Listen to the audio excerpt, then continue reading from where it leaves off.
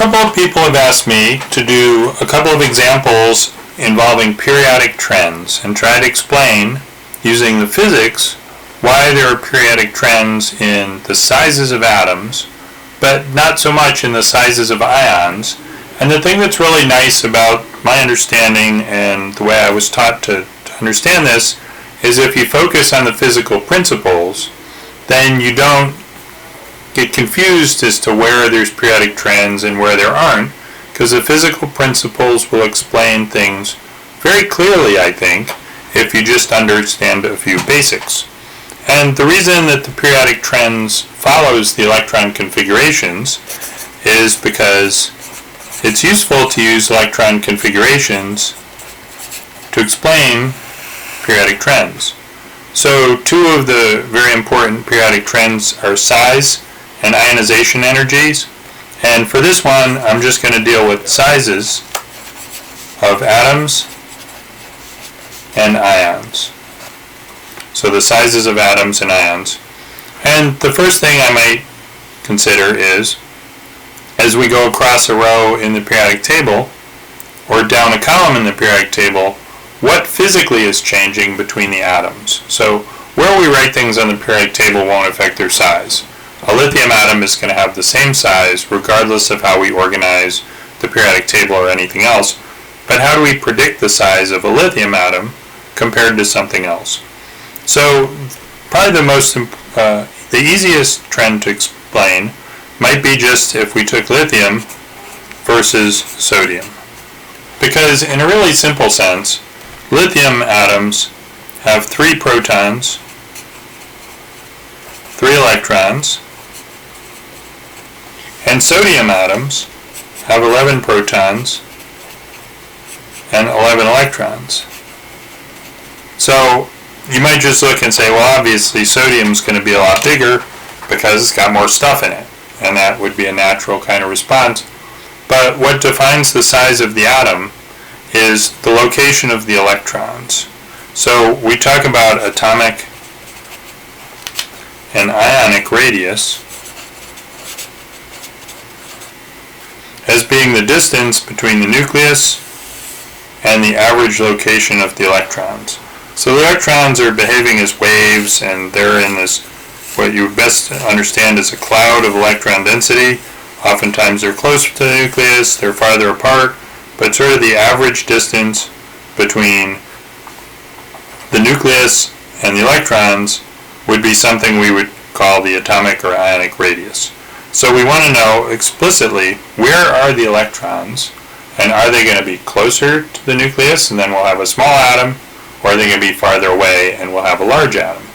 And that's where I mentioned the electron configuration is a key part of this. So if you're going to try to compare the size of 2 atoms or 2 ions, we need to know where the electrons are. So for lithium, you have 2 electrons in the first energy level and 1 electron in the second energy level.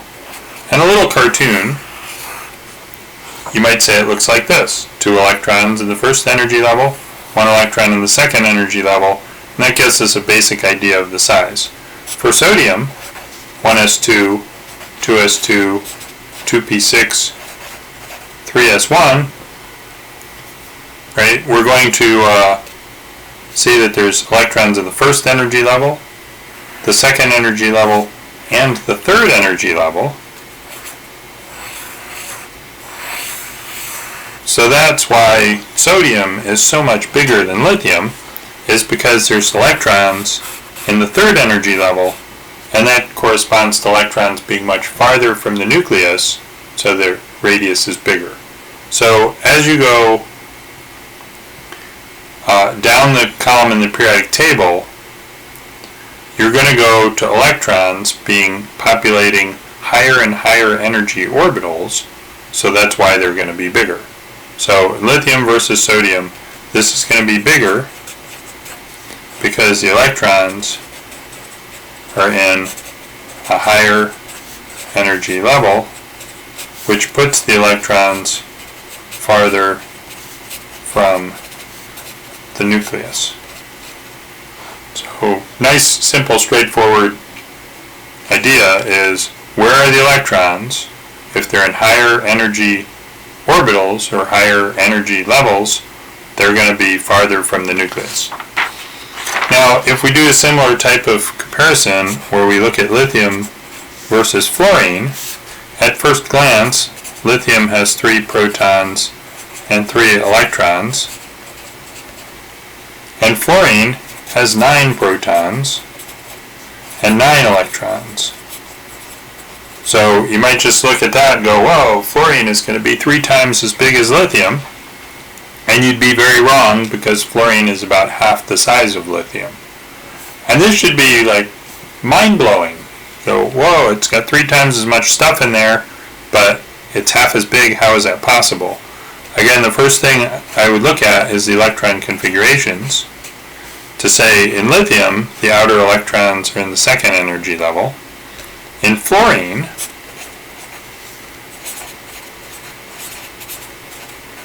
you put the 9 electrons in, 2 in the 1st energy level, 7 in the 2nd energy level. So in very broad strokes, lithium has electrons in 2 energy levels, fluorine has electrons in 2 energy levels, and you might not expect them to be dramatically different size, even though the fluorine electrons, there's many more of them, they're all going into essentially the same location, you might say, the 2nd energy level. Now the electrons are going to repel each other, and that might spread them out a little more, because as they're trying to get away from each other, they might seek space further from the nucleus. But there's a really important factor here. What's going on with the protons? So in the lithium nucleus, there's 3 protons. In the fluorine nucleus, there's 9 protons. So the first thing we consider is always, where are the electrons, which energy level? The higher energy levels, the farther from the nucleus, but if the outer electrons are in the same energy levels, it's a tie, right? They're going to be similar size. Now, if you look at the nuclear charge, 3 plus charge in the nucleus of a lithium is going to pull the electrons in a certain amount. 9 plus charge in the fluorine is going to pull the electrons in much closer, and that's going to make the fluorine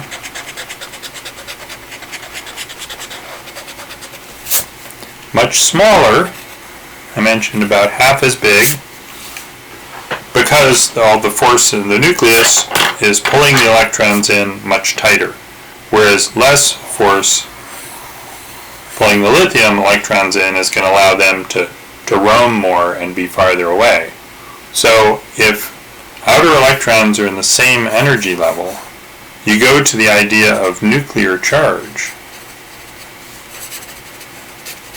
So greater nuclear charge for fluorine pulls the electrons closer. And then fluorine will be smaller and lithium will be bigger. And I like writing these cartoons out because I like the visuals. And so if you're talking about more energy levels, builds up like an onion, more layers is going to be bigger. And then if you look at some with the same energy level electrons, then you look at the nuclear charge, and the larger nuclear charge pulls things in tighter. So I like these little cartoon pictures for myself to organize things. And that's for atoms. And the atoms, there's a simple trend in the sizes of the atoms that the small ones are over here, where their electrons are in the lower energy levels, and there's generally more nuclear charge on the right than there is on the left. And the atoms are generally big over here. But when you talk about ions, right, now you're not going to see the same types of periodic trends. So let's analyze a few sets of ions using these 2 ideas. The first one is, what energy level are the electrons in? So we're going to write an electron configuration. And then the second idea is, what is the nuclear charge? And those two ideas are going to explain some things that might otherwise be confusing. So let's look at if we had lithium versus lithium plus. So now we're mixing things up, an atom versus an ion. So lithium, 1s2, 2s1. Lithium plus, we lose the outer electron, and we just have 1s2. So lithium, electrons in 2 energy levels. Lithium plus, only 1 energy level, smaller. So lithium, the atom, is going to be bigger. And as the atom loses an electron, it loses the entire energy level and becomes much smaller. So again, if you're trying to explain this, you really need to look at the electron configurations and ask yourself, where are the electrons? Now let's look at a slightly different example. Lithium ion versus a hydride ion. And hydride is a little more exotic, so if you have a question about hydride, you might not know where to start, but it's just a hydrogen anion, hydride. And if you look at these two, lithium, the neutral atom, would have 3 electrons.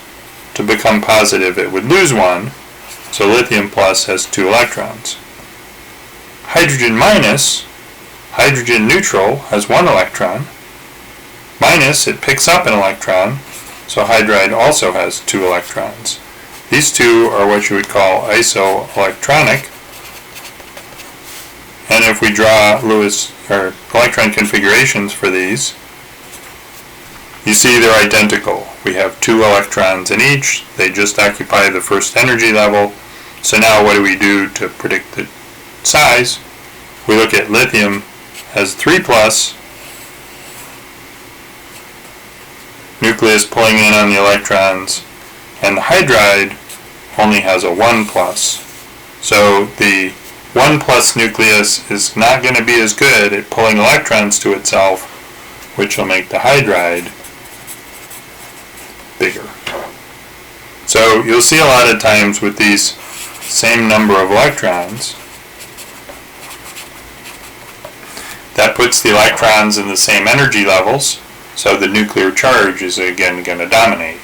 And if you're going to look at the periodic table as to where lithium and hydrogen are, you might predict that lithium was bigger, but that's only for neutral atoms. So again, the periodic trends, looking at the periodic table often doesn't help when something's happened to the atom, like it's lost or gained electrons. So we're looking at fundamental principles of where are the electrons, in what energy level, and how much nuclear charge is in the nucleus. So let's do one more example. We're going to do sulfur versus sulfide. And the reason I find this one to be sort of interesting is because when we do sulfur versus sulfide, we have 16 electrons for sulfur, 18 electrons for sulfide. So you can see on the periodic table, sulfur has 16 electrons.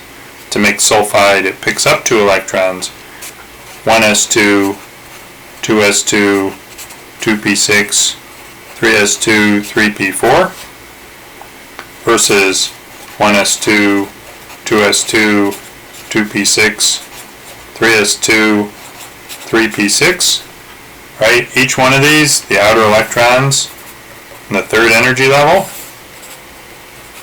So you might predict these to be similar in size. And then you'd go, well, what's the nuclear charge? 16 positives in the nucleus of the sulfur, 16 positives in the nucleus of the sulfide. So again, when something becomes an ion, it doesn't change the number of protons in the nucleus. So now I say, uh-oh, the 2 things we were using to predict this, we don't have an answer because it's same energy level, same number of protons in the nucleus. And this is where a basic idea is just, if you have more electrons, all else being the same, they need more space. So the electrons are negatively charged, and they're going to repel each other and try to spread out in space. So that's our 3rd criterion, you might say. So when I look at these examples, my first physical idea is what energy level are the electrons in? Always look at that first and do an electron configuration. If the outer electrons for two different things are in the same energy level, they're the same size. One's got electrons in a higher energy level, it's going to be bigger. If they're equal energy levels for the electrons, then you look at the nuclear charge. More nuclear charge would pull things in and make them smaller. Again, this is the physics of it. And then the third thing is, if those two are the tie, in general, more electrons need more space because electrons repel each other. So that's sort of our third physical idea that I look at if the other two are the same. So I did a couple of examples which hopefully illustrate these three principles in determining the size of atoms or ions. And if you think in terms of the physical cause of something being a certain size, it's much more powerful and reliable than trying to memorize locations on the periodic table or something along those lines.